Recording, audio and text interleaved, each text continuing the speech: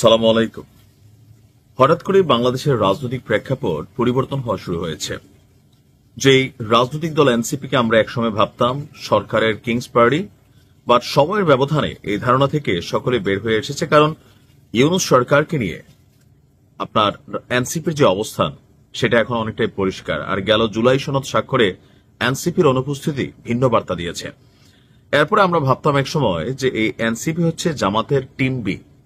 দীর্ঘ সময় ধরে এনসিপির যত দাবি দেওয়া, আন্দোলন, যে কোনো মাঠের ঘটনায় শক্তি প্রদর্শন বলেন, যে কোনো অ্যাক্টিভিটিস বলেন, জামাতের সাপোর্ট ছাড়া এনসিপি অনেকাংশেই কোণঠাসা ছিল।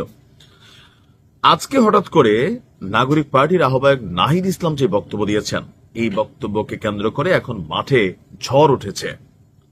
আজকে নাহিদ ইসলাম এমন এক বক্তব্য দিছে, জামাতের নেতাকর্মী যারা আছেন তাদের ঘুম হারাম হয়ে যাবে। নির্বাচনকে ঘিরে যে পিআর পদ্ধতি, জামাত তাদের অবস্থান শক্তভাবে রেখেছে। ইভেন জুলাই সনদেও এই বিষয় নিয়ে তারা কথা বলেছিল। সেই পিআর পদ্ধতি হচ্ছে জামাত ইসলাম যেটা চাচ্ছে তা হচ্ছে একটা সুচিন্তিত রাজনৈতিক প্রতারণা। তার মানে কি জামাত রাজনৈতিকভাবে প্রতারক একটা দল?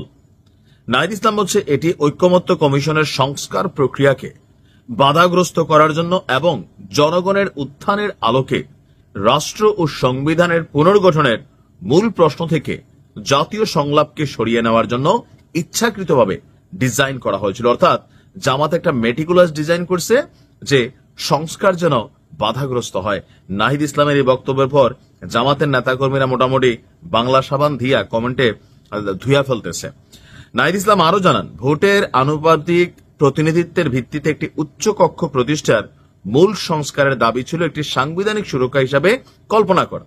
আমরা এই ধরনের মৌলিক সংস্কারের চারপাশে একটি আন্দোলন গড়ে তুলতে এবং বিস্তৃত জাতীয় ঐক্যের মাধ্যমে জুলাই সনদের আইনি কাঠামো প্রতিষ্ঠা করতে চেয়েছিলাম, কিন্তু জামাত এবং তাদের মিত্ররা এই এজেন্ডাকে হাইজ্যাক করছে। কি ভয়ঙ্কর অভিযোগ রে ভাই। বলছে যে এটিকে একটি কারিগরি পিআর ইস্যুতে পরিণত করেছে এবং তাদের সংকীর্ণ যে দলীয় অবস্থান আছে, দলীয় স্বার্থের জন্য দর কষাকষির হাতিয়ার হিসেবে ব্যবহার করেছে। জামাতের উদ্দেশ্য কখনোই সংস্কার ছিল না, এটি ছিল কারচুপি।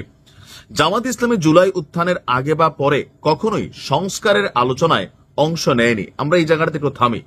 তাহলে এই যে সংস্কার কমিশনে যাইতো, বাইরে এসে টেলিভিশনে বক্তব্য দিত, তাহলে ভিতরে কি তারা গিয়া করিডোরে হাঁটতো বা বারান্দায় বসে চাটা খাইতো? মানে কেন আসলে? এখন তো এটা এরকমই মনে হচ্ছে।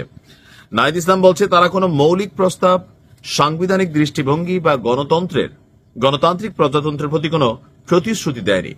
ঐকমত্য কমিশনে তাদের হঠাৎ সংস্কারের সমর্থন ছিল বিশ্বাসের কাজ নয়, বরং একটি কৌশলগত অনুপ্রবেশ, সংস্কারবাদের ছদ্মবেশে রাজনৈতিক নাশকতা।